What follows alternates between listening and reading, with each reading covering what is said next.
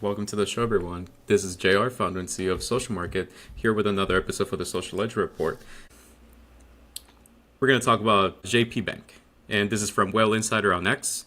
It says just in, and actually this was just in this morning, so when I'm as a recording of this podcast. But Japan Post Bank, one of Japan's largest institutions, to create the digital currency in 2026, and may allow users to trade blockchain-based products with it. And this is per Nikkei. So a couple of thoughts on that. So I think it's interesting how Japan is now positioning themselves to release their own stable coin that is backed by their national currency.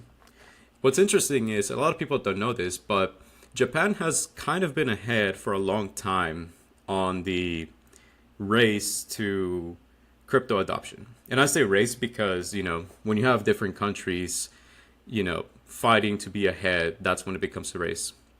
Now, for a long time, it was only Japan, I believe, that was the only country in the world that was embracing crypto to what it could be. And now it's interesting to see that it's starting to fall behind, maybe because Trump and the United States current administration is really serious about it. They are putting money on, crypto adoption, as far as lobbying, as far as improving the financial system, as we know.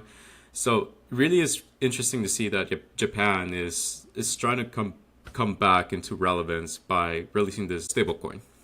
What this means is, because they're trying to revitalize the presence with crypto, the JPB, or Japan Post Bank, it's actually putting $1.3 trillion.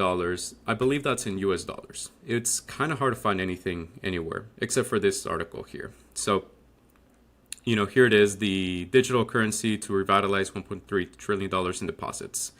Bank aims for quick trading of security tokens and NFTs. So, one more thing I'll mention is I have Line. Think of it like WhatsApp or like Facebook Messenger. It's like Japan's most used form of communication. And what's interesting is Line, it allowed people to buy NFTs by connecting their wallets. I never used it to buy NFTs. I always use like OpenSea or anything that I'm very well aware of. So really, there's a lot of speculation here. There's a lot of things that we don't know what could happen. NFTs are starting to come back. At the very beginning, NFTs were kind of seen as this commodity, almost speculative, and then they blew up in 2021. But for a while there, people were buying into them, thinking they were going to make a return.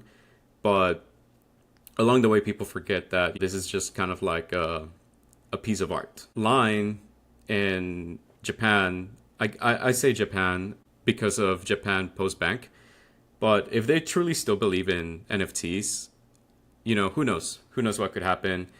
It would be interesting to see if you log into your bank account and you can see your NFTs there lined right next to your, bank account, like you just got your paycheck, and then you can see like, hey, I got my paycheck, I could put this into NFTs. That's what I believe could happen in the near future with this route that they're taking. But I mean, everything is still kind of in the air, so we can only assume what could or could not happen. I do have one more article here where it kind of goes more into detail. I'm not going to read it because I kind of already gave you the synopsis or the TLDR. So feel free to look at this on YouTube if you have access to the link there.